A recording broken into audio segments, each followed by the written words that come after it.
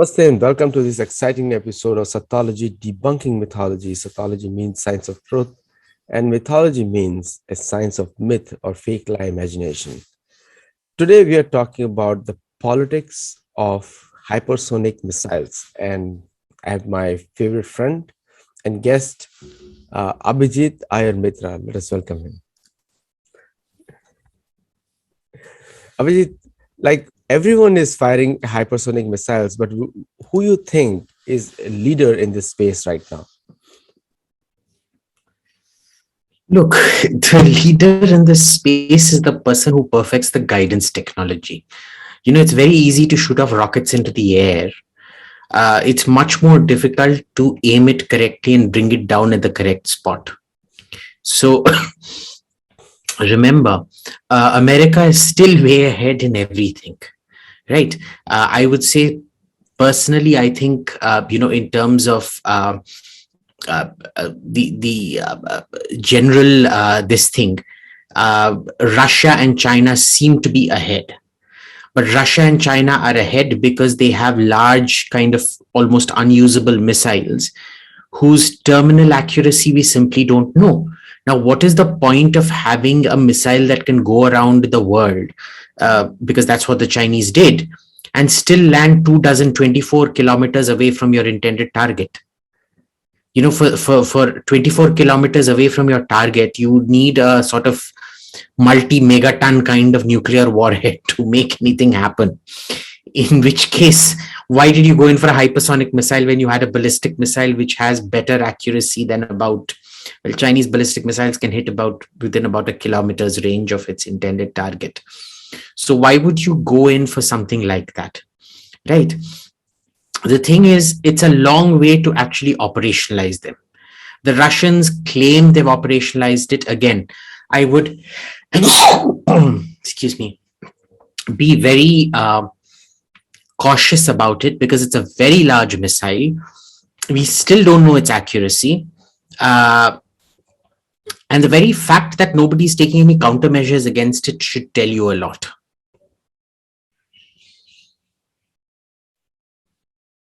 So in the hypersonic missile space, I think most of the people do not know that it can only be used for short range, as per my understanding, or medium range. It cannot go intercontinental. Do you think it is the right assessment or no? No. Now it can go intercontinental. That's what the Chinese did with their hypersonic test, right? It went around the entire globe once and then hit down almost like a 24,000 kilometer cycle almost. So that was quite significant. But again, I'm still waiting to see the utility of that technology. What is it able to do? For me, the optimal use of hypersonics would be in anti-ship missiles, because the American alliance has such a huge lead in intercepting regular Mark 3, Mark 4 missiles, that you need to get a faster missile. Now, the problem with a faster missile is it needs much higher tolerances against atmospheric friction and heat and things like that, which means you need better sensors and so on and so forth. And Russian and Chinese sensors were never very good to begin with. So, it's almost like firing arrows blind in a sense. It may work against a lesser equipped ship or whatever, but against a high equipment ship like an Aegis class destroyer, I don't think it's going to work very effectively. In the Aegis class, like the Aegis anti ship protection system that US Army uses, Air Force uses, India has developed their own version to protect against these hypersonic missiles, particularly on the new destroyers that they're building, 15B, Type 15B. So do you think that, and the Chinese have launched Type 55, and India has perfected BrahMos to a large extent, like it's in around 300 miles radius, they can do a very big damage. So do you think the BrahMos missile is sufficient enough to protect Indian ships? Look, the BrahMos range has now been increased to about 700 odd kilometers. And it's good enough to take down Chinese destroyers. But the problem is our air capacity. See, we still don't know how the Israeli MF Star radar is, or how the Barak LR, both Israeli radar, Israeli anti-aircraft radar system that we use, how it's combined together. We still don't know how it's going to work on a ship which also has Russian equipment on it. Because remember, the Israelis are notoriously sensitive. Any Western country is notoriously sensitive about sharing codes and things like that on the same platform that Russian equipment is going to be. So there was that famous time, of course, when Nirmala Sitaraman was on board, when she was defense minister, was on board the destroyer, and they fired one of these barracks and it missed a low subsonic, a drone, a target drone flying at 400 kilometers per hour. So very low subsonic, essentially the speed of a super fast Chinese train, or a Japanese or a French train for that matter. And it missed it not once but twice. So I won't be so confident. The issue is the Chinese have a long way to go before they put a hypersonic missile onto their destroyers. But even otherwise, the good thing is our anti-ship missiles can take them out at a longer range than their anti-ship missiles can take us out. So in the global politics now, every country has a hypersonic program. I was hearing about France, which has launched it. US already has it.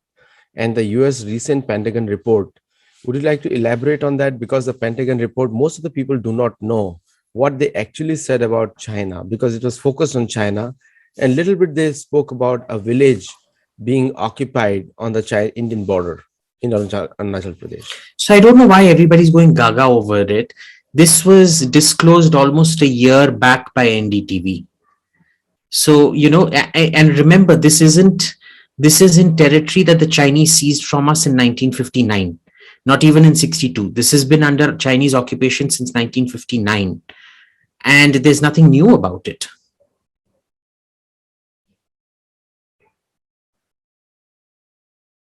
So the entire brouhaha over the village being occupied on the borders is an old story. But it's not occupied. It's a new village in territory that's been occupied by the Chinese for the last 60 odd years.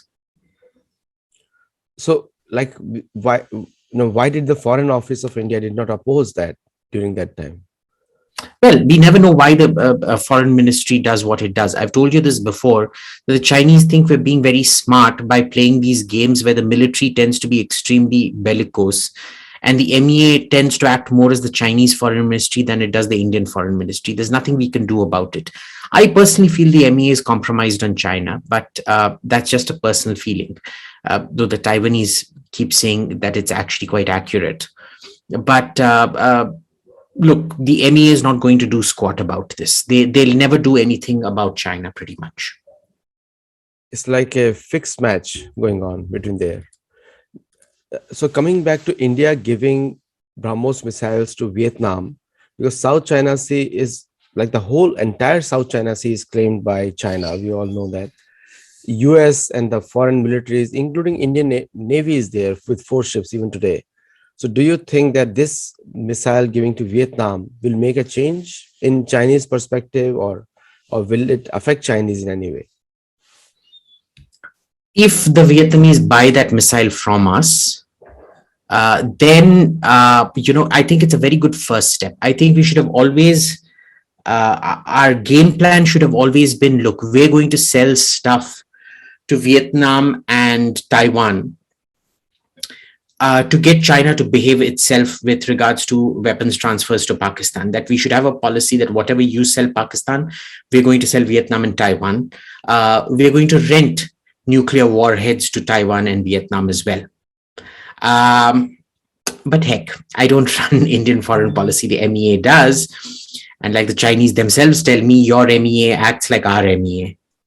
Oh, absolutely. Like you said, a very striking thing. Rent, you actually took out words from my mouth. Rent nuclear warheads to Vietnam and to protect ourselves. Why the Chinese are particularly scared of Vietnam? We all know the history of the war, 1979, but What else scares them hell out of from Vietnam? I think because Vietnam and Japan are the only two countries that seem to be very serious about taking on China. The rest of them are just a bunch of jokers, right? But the Vietnamese are very, very clear about this. You look at them, they've defeated what? Three superpowers in the first they defeated the French, then they defeated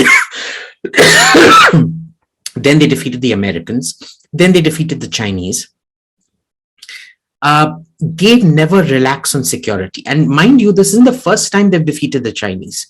They have a history of repeatedly destroying, not just defeating, but destroying the Chinese. So it's a very powerful, securitized mindset that nation seems to have very historically. And they're a very big country. I mean, 80 million is no joke. 80 million people is no joke. They've been stealing a lot of business from China because, most of the businesses that left China during COVID, they relocated to Vietnam. So economically, in all these terms, and the thing is, see, Vietnam doesn't fall for the trap that other countries do, that they want to buy expensive platforms. They buy cheaper platforms, which they feel they're confident enough to use, and then they use them brilliantly. Remember, Vietnam didn't defeat America by procuring bigger aircraft carriers or better aircraft or whatever. They used inferior equipment. Same with the Chinese, they used inferior equipment. Same with the French, they used inferior equipment, but they still won. That is why they are much, much, much more scared about Vietnam. With Japan, they still feel a bit safe because of their strictly self-defense posture that the Japanese have. That will change as the Japanese posture changes. That too will change. So these are the two countries to really watch out for as far as China is concerned. India has never been high on China's priority list. Unfortunately, India takes it too. And you said absolutely right. It's the tactics and the strategies play a major role in military victory or defeat.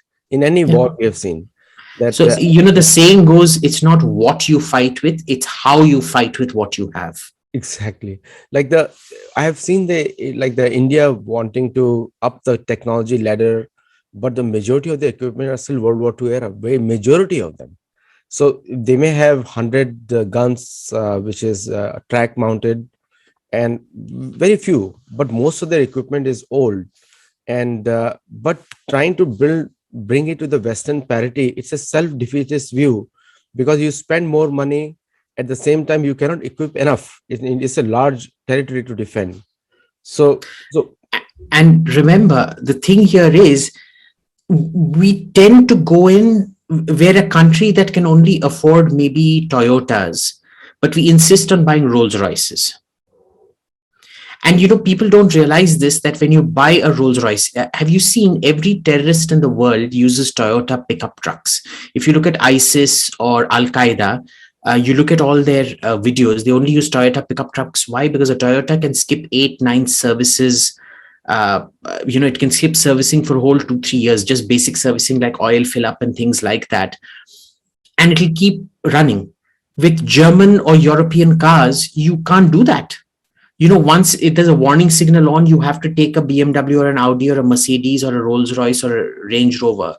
And BMW and Range Rover are the worst in this regard, right? Remember, Rolls Royce is owned by BMW. You have to take it to the service center and get it fixed. Otherwise, it'll just stop in the middle of the road. So the problem here is that you might think you've got a short-term money to buy a Phantom, but then you have the money to go to the Rolls Royce showroom every 3 months to get something fixed or the other. Each of which, a headlight in a Rolls Royce will probably end up costing you more than an entire Toyota Camry would. So it's also the life cycle costs and things like that. Because as a rule, life cycle costs are about 3 times that of the purchase cost. So if you're buying a Phantom, you're looking at 3 times, well, I mean, it doesn't apply to cars, but assume that we're talking about planes. You're spending 3 times the cost of the Phantom just to look after it over its lifespan of 20 years or so, and it keeps getting worse the longer it goes, the older it gets. And they don't get that. They don't get, there's something very wrong in the quality quantity matrix calculations. They don't even have a quality quantity matrix calculation. The you said so well. I can personally vouch for it. If I have to go off-roading, I have to use my pickup, because otherwise you cannot do that.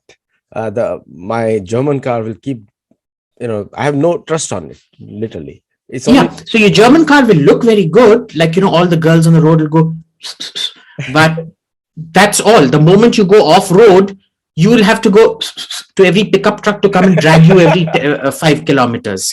that's right, that's right. So the the entire the power of a nation, and I've written in one of my books also, Narada, the making of a statesman. The power of a nation is the collective power, not the border power only. It's a collective power. It's like a diplomacy plus military combined. So when the diplomacy doesn't take decisions proactively, the military cannot do anything. And there is one report which came out in the US by Stemson Institute, which also said that the Pakistan is a very clear objective, and Indian army doesn't have a clear objective to occupy POK. So therefore, the anyone which has a clear objective is going to win in any battle, tactical or strategic. What do you have to say on that? So I think the problem with the Indian army is that it's too fuzzy. They don't get clear political direction. Like, you'll never have a prime minister who'll say, I want XYZ, makes plans for this. They'll basically say, come give me your options. And those options will change based on who the army chief is every 2-3 years, whenever the army chief changes. So what are you going to do? There's no, and the NEA, of course, will never back up anything. So, I mean, how do you go about something like that? There has to be some kind of a national vision of what you want to achieve. So say, for example, if Pakistan attacks, what is it that you want in a 7-day period? What is it that you want in a 14-day period? What is it that you want in a 21-day period? Are you planning for these things? Are you seeing, is there a connect between what you have and what you want to achieve? Do you have the diplomatic tools for it? Do you have the military tools for it? Have you war gamed for it, etc., etc., etc.? No, we don't. You have much more insight than me on all these matters. Now, Indian hypersonic missile program, do you think it's somewhere, or it's just because a lot of videos I see on the YouTube, and I purposely don't watch them because I think it's all fake news. Most of them is fake news. Do you think India has a very relevant hypersonic missile program, different, going by DRDO standards? Look, we have a good hypersonic missile program, decent, in that it's flown. Now, the thing, like I said, is it's not the fact that it flies, it's the fact that it accurately hits its target. Because the faster you fly, the more difficult navigation and targeting becomes.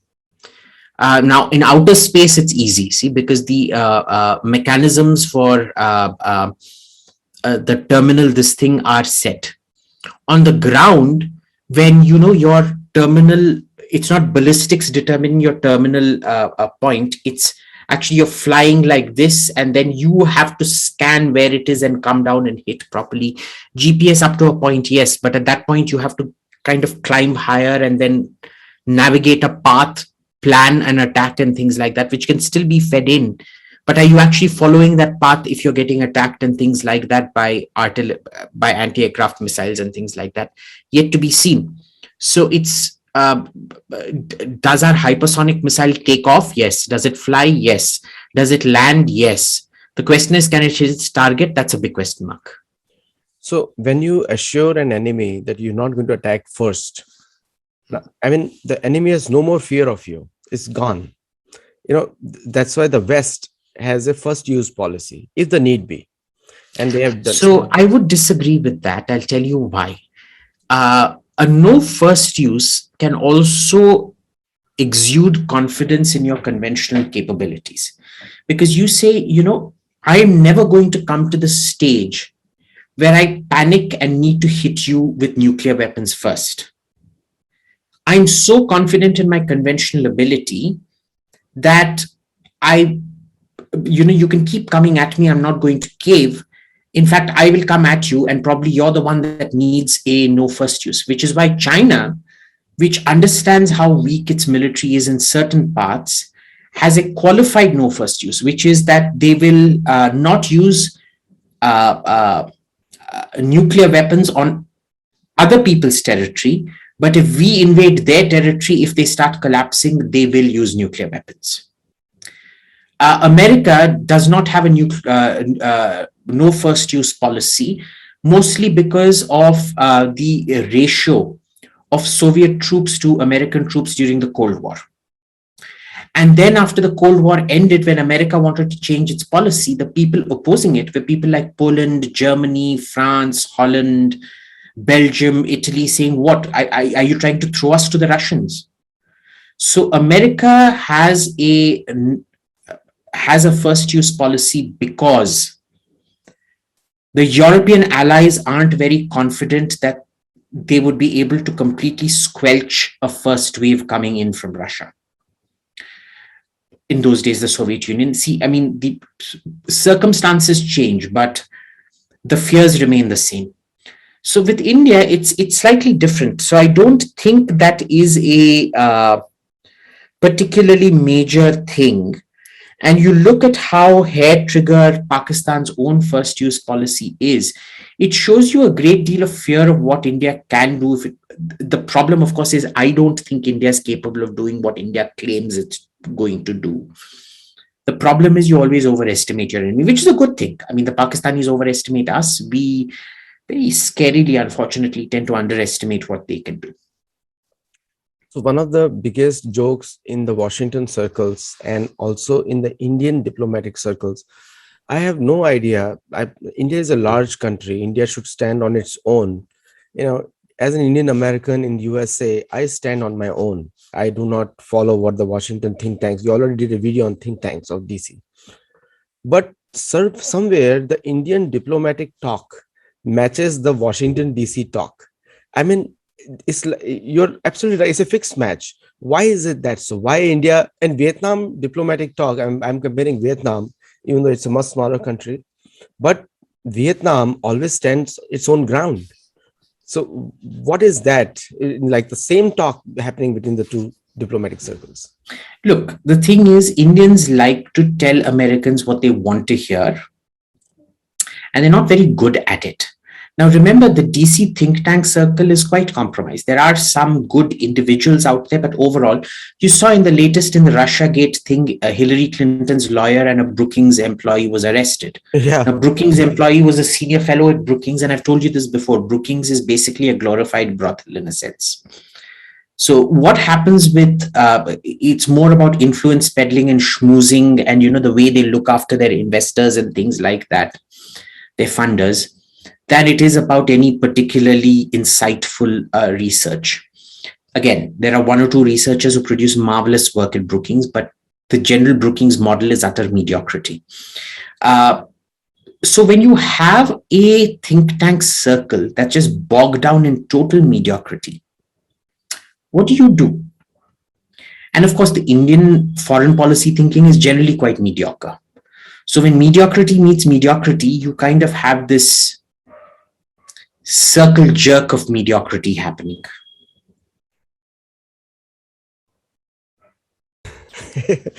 Like you have a choicest words for sometimes. I love it.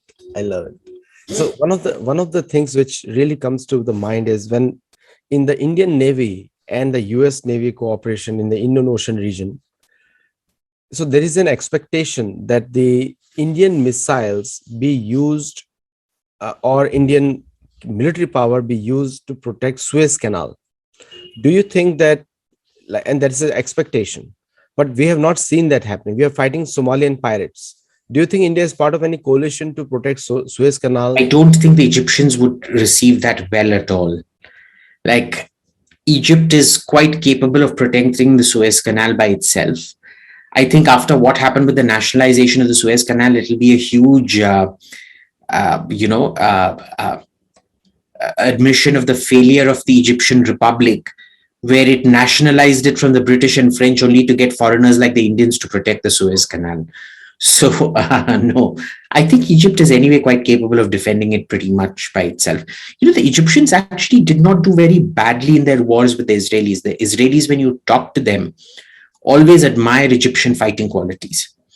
Way back in the 90s, the Israelis used to keep telling me, the Syrians can fight, the Egyptians can fight, the Jordanians can fight, but they always used to say the Iraqis can't fight based on their experiences with these forces. They used to say the Iraqis and the Libyans can't fight. And they maintain that view. They still think the Egyptians can fight. They still think the Syrians can fight. They do not believe the Iraqis have ever been able to fight. They actually admire, in private, when you talk to them, they admire Iranian fighting qualities. They'll never say it publicly, of course. So do you think India has enough missiles in numbers to counter Chinese rocket forces? That is a one question in everybody's mind.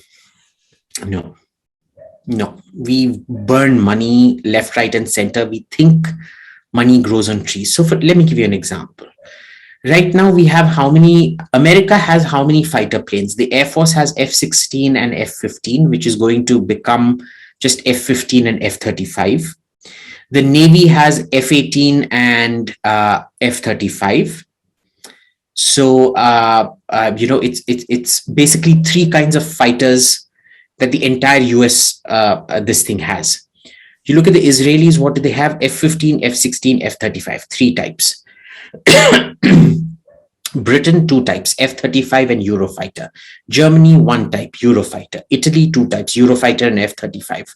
Japan, two times, the F-15, their version of the F-16, which is actually a bigger, it's called the F-2. And the F-35. You look at the Koreans, they've only got three types of fighters, the F-35, the F-16, and the F-15. You look at the Singaporeans, they've only got three fighter types, F-16, F-15, and F-35.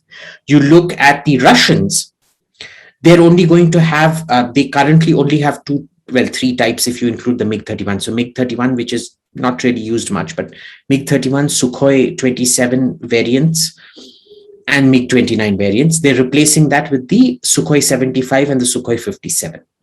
So it's going to come down to two. India, amazingly, decides to have 7-8 different types of fighter types. Okay, the Navy alone is going to have three different fighter types. MiG-29, light combat aircraft, plus one Western aircraft, where each aircraft carrier has a different fighter. Okay, then, and in such small quantities that the logistics chain becomes untenable. Then, your Air Force, what do they have? Jaguar, Mirage 2000, MiG-21, MiG-29, Rafale, Sukhoi. You already have 6 types. Now, in addition to that, you want 2 more types, which is the RFP that's gone out for 1 more fighter aircraft type, plus you want LCA and you want your advanced medium combat aircraft. So you're going to have 9 combat types over a fleet of 700 aircraft. Tell me in what, forget the operational thing. Just for a basic road level tactician, even a semi-literate school pass logistics guy at a truck depot knows that this kind of logistics doesn't work. True. But this is the planning we do. So this is where they burn money. You're absolutely right. Even in the guns, we have so many different types of guns, American M777 and everything else. So do you think there is a centralized military thought process lacking, or somewhere? There is none. There is none. See, it is subject to individual whims and fancies. I'll have to go now in about a minute, Adi. It is subject to individual whims and fancies. We've spoken about this before, that, when we bought the M777, it's a fantastic gun. And it was at the end of the production line where you could have negotiated a technology transfer, got the entire gun, made a self-propelled howitzer out of it, both a tracked and a wheeled self-propelled howitzer. It's already a light field howitzer. No. You bought the M777, now you buy a Korean tracked self-propelled gun, and now you're running another thing for a third barrel, completely different kind of barrel, for your wheeled self-propelled gun. So even here, you're going to end up with 3 different kinds of barrels, what are you going to do?